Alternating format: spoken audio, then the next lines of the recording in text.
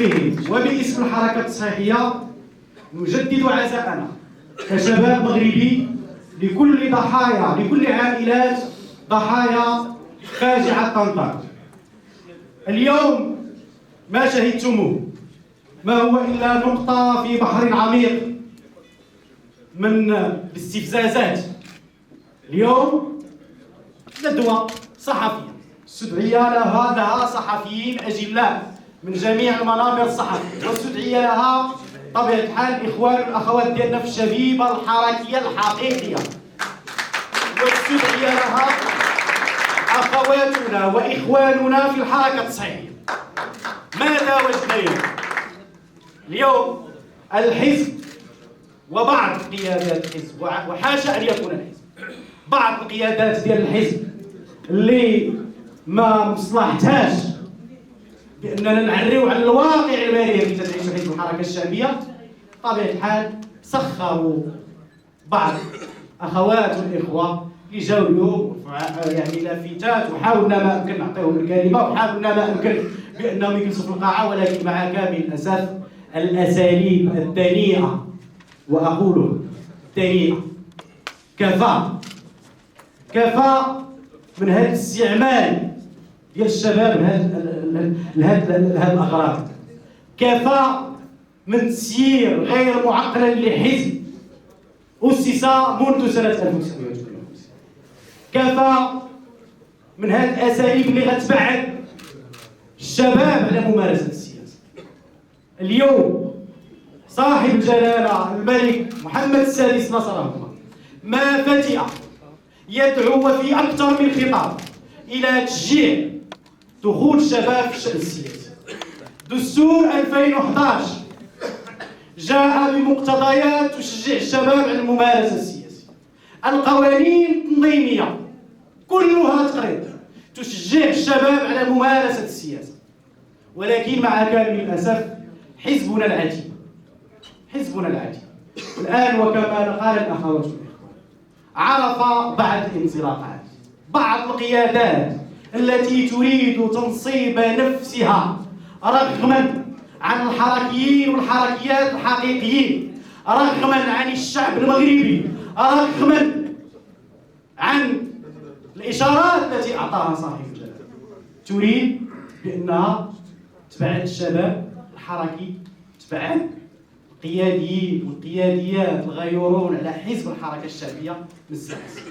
ماذا وقع في الشبيبة الحركية؟ الشبيبة الحركية أسست سنة 2008 في مؤتمر وطني بمدينة بوزنيقة، وفي 4 سنوات استطاعت بأن تحتل ما احتلته من مواقع، سواء على المستوى الوطني أو على المستوى العربي أو على المستوى الدولي، فتقوت وبانت قوتها في الملتقى الوطني الأول للشبيبة الحركية.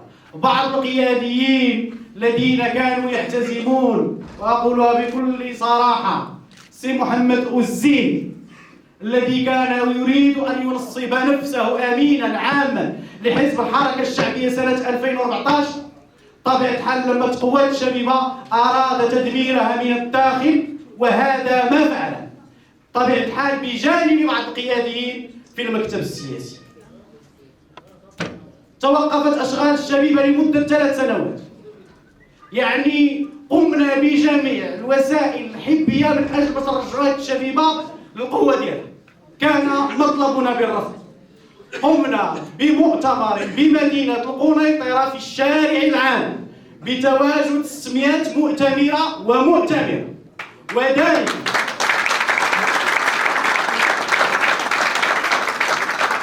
رغم الإكراهات.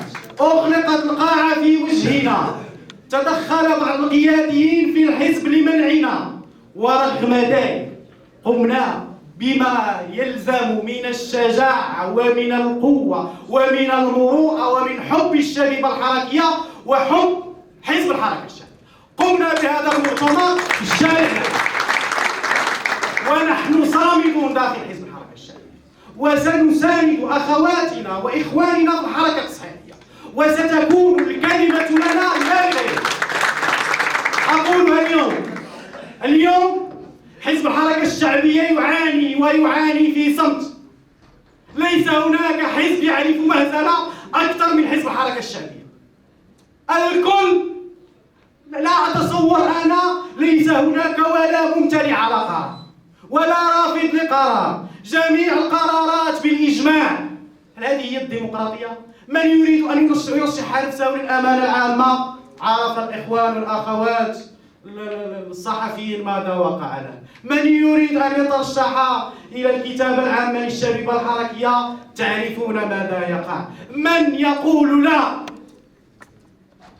لهذه القيادة يواجه بالقمع وبالطرد وبالاستفزاز.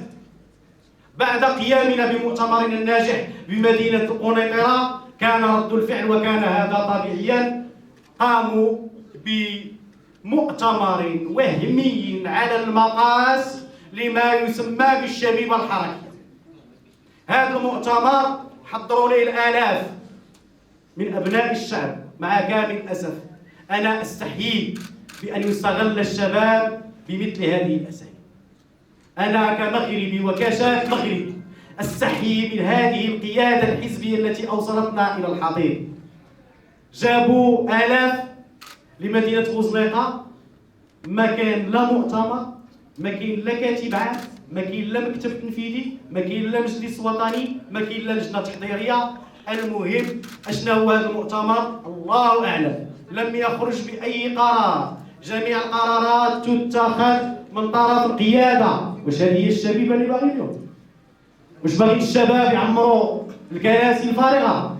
واش باغي الشباب اللي يقولوا نعم لأي شيء قالته القيادة؟ نقولها نحن في الشبيبة الحركية لا وألف لا، وسنبقى صامدين.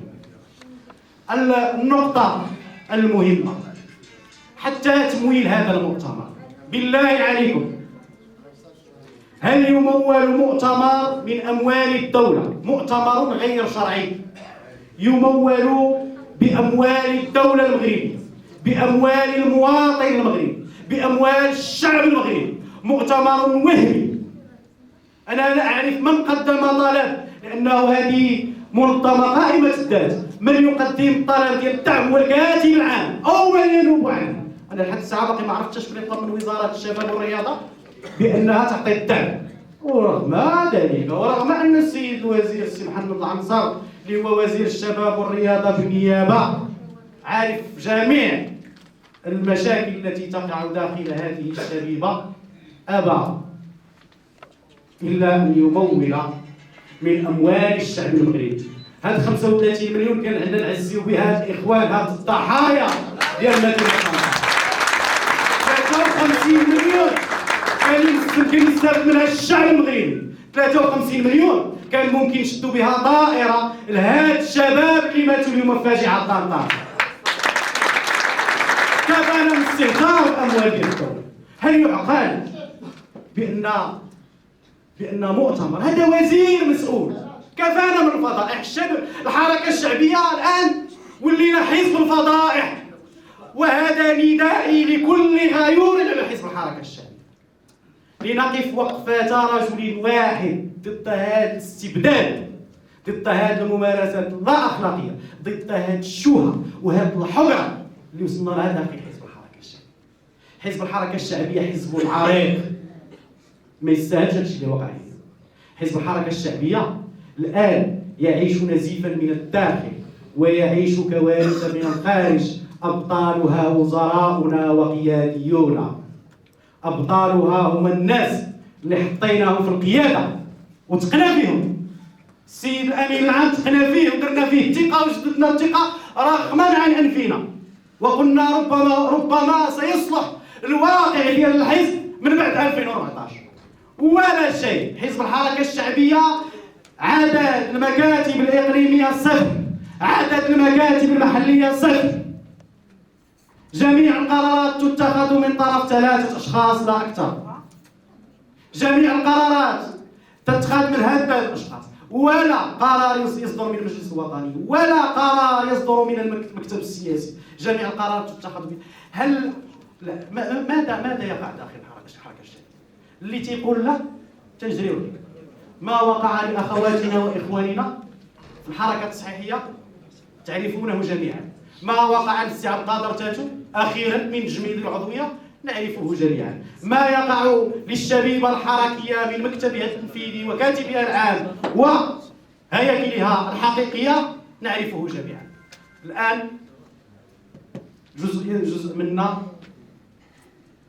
يحس بالغبن، جزء منا تحقر، ولكن أقولها للصحفيين: الملفات ديال الفساد داخل هذا الحزب ديال الحركة الشعبية ستعرف النور يوما بعد يوم. نحن نريد أن نحارب الفساد داخل هذا البلد. سنبدأ بأنفسنا وسنطهر أنفسنا بأنفسنا، ربما حتى بالكرار.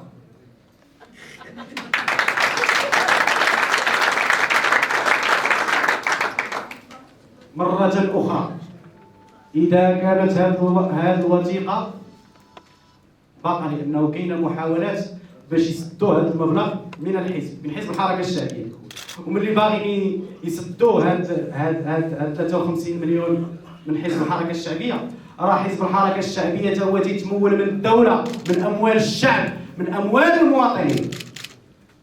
هذه الوثيقة هذه ستبقى للتاريخ، ويجب أن يحاكم المسؤولون على هذه الفضيحة.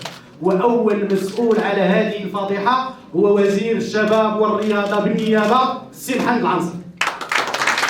رغم أنني أحترمه كشخص، ولكن لا يمكن أن نقبل نحن داخل الحركة الشعبية بأننا نكون برك علينا من الفساد، برك علينا. لا يعقل حزب، حتى الإنشارات القشيط تلقاها عباد الله، راه لا يعقل. واحد صدر في حقه بلاغان من القصر الملكي، بلاغ بالإيقاف وبلاغ بالإعفاء، فماذا كان ردنا داخل قيادة حزب الحركة الشعبية؟ بلاغان، بلاغ من المكتب السياسي وبلاغ من المجلس الوطني ننوه فيه بشجاعة الأخ محمد أوسي. هل نستهتر على أنفسنا أم على الشعب المغربي أم على صاحب الجلالة؟